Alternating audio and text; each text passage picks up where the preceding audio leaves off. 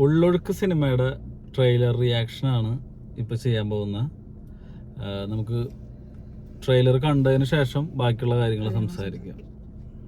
അതിശക്തമായ മഴയെ തുടർന്ന് കുട്ടനാടിന്റെ വിവിധ പ്രദേശങ്ങൾ വെള്ളത്തിലായിട്ടുണ്ട്. മഴ കൂടുതൽ ശക്തി പ്രാപിക്കുന്ന സമയത്ത്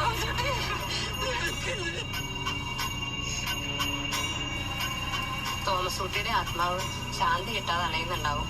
അതാ അടക്കം നടത്താൻ പറ്റാത്ത.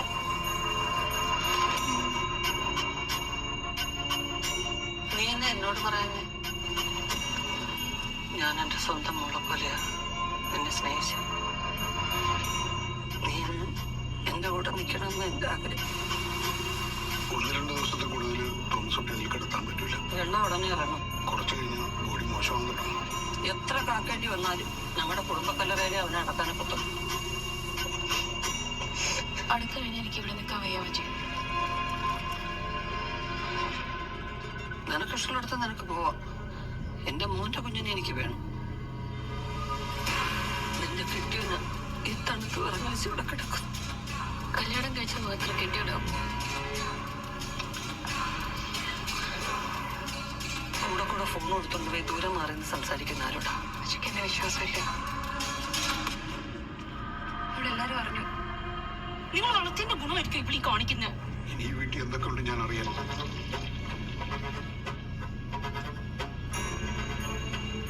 നീ എന്നോടും എന്റെ മോനോടും ചെയ്തതിനേക്കാൾ വലുതല്ലേ ഇതൊന്നും.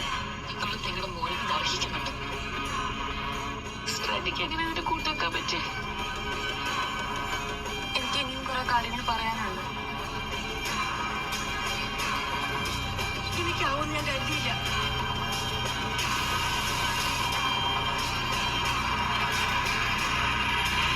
എങ്ങനെ ചെയ്യാനോ ഞാൻ ഇവിടെ ഇങ്ങനെ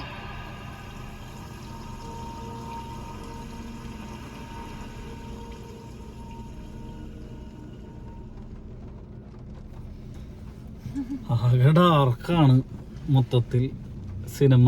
നമുക്ക് പൊതുവെ ഇങ്ങനത്തെ ഡാർക്കിനോട് താല്പര്യം ഇല്ല. എന്നാലും അതായത് നമ്മള് ജീവിതത്തിൽ കുറച്ച് സന്തോഷം സമാധാനമൊക്കെ നോക്കിയിരിക്കുന്ന സമയത്ത് ഇതുപോലെയുള്ള സിനിമകള് കാണാനൊരു ബുദ്ധിമുട്ട്. സിനിമ ആർട്ട് പരമായിട്ട് വളരെ ക്വാളിറ്റി ഉള്ള ഒരു പ്രശ്നം. അതെ, നമുക്ക് ആ ഒരു ഭാരം താങ്ങാൻ പറ്റാത്തൊരു അവസ്ഥ. അതുകൊണ്ടാണ് പറയുന്നത്. ഇതെന്താ പാർവതി ഉർവശി, ക്രിസ്റ്റോ ടോമി എന്ന് പറഞ്ഞ ഡയറക്ടറുടെ സിനിമയാണ്. അമ്മായിമ്മയും മരുമോളും ആണല്ലേ അത്?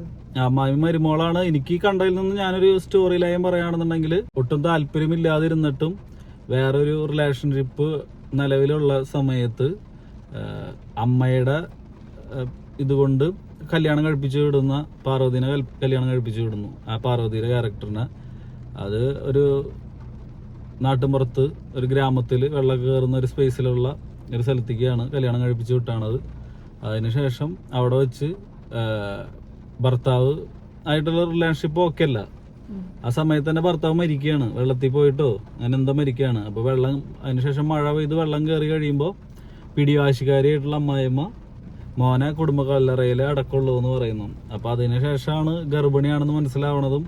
അപ്പോൾ അവളെ തിരിച്ചു വിടാതിരിക്കാൻ വേണ്ടിയിട്ട് അല്ലെങ്കിൽ ആ കുട്ടീനെ കിട്ടാൻ വേണ്ടിയിട്ടുള്ള പിടിവാശികളും. അപ്പോൾ അത് കുട്ടി വേറൊരുത്തൻ്റെ ആയിരിക്കും എന്നുള്ളൊരു സംഭവം കുട്ടിയെ, അപ്പോൾ ഉർവശി കുട്ടിയെ കൊല്ലാൻ നോക്കുന്നു. അല്ല, അങ്ങനത്തെ കുറെ സംഭവങ്ങളാണ്. അപ്പൊ അങ്ങനെയാണെന്നാണ് തോന്നുന്നത്. സംഭവം എന്തായാലും ഭയങ്കര ഡീപ്പായിട്ടുള്ള ഇമോഷൻ തരുന്ന ഒരു സിനിമയായിരിക്കുന്ന ട്രെയിലർ കാണുമ്പോ തന്നെ നമുക്ക് തോന്നും. അല്ല, വെള്ളപ്പൊക്കം മഴ എന്ന് പറയുമ്പോ തന്നെ ആ തീം തന്നെ ഒരു പേടിപ്പെടുത്തുന്ന ഒരു സാധനമാണ്. തിയേറ്ററിൽ വരുമ്പോ 2018 കണ്ടോണ്ടിരുന്ന പോലെ തന്നെ ഒരു അല്ല, അതിന്റെ ഉള്ളില് ഒരു മരണ വീട് ഭയങ്കര ഒരു പൊട്ട മൂടാണ് സത്യം പറഞ്ഞു കഴിഞ്ഞാൽ.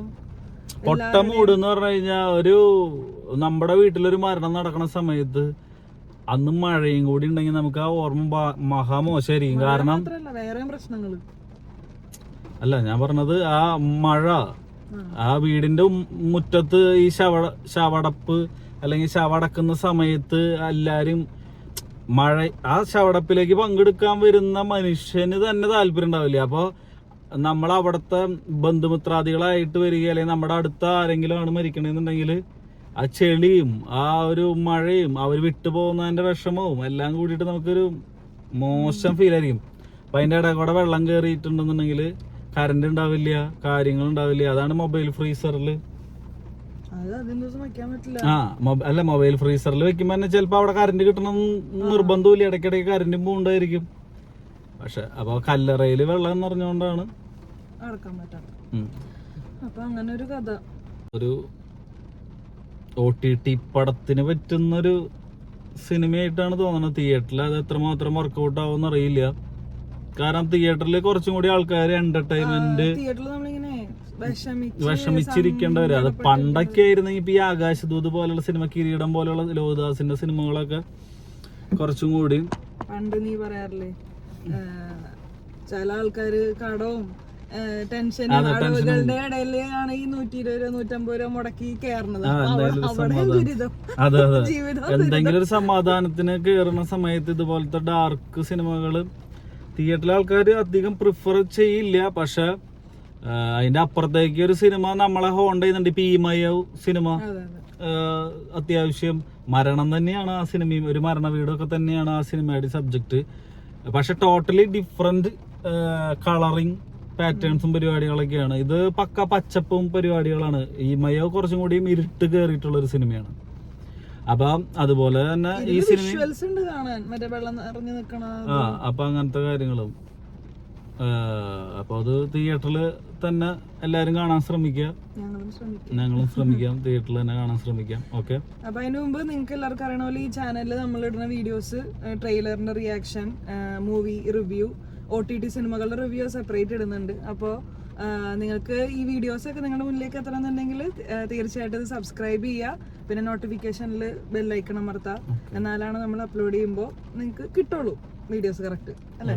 അപ്പോൾ അടുത്ത വീഡിയോ ആയിട്ട് വരാം. ബൈ.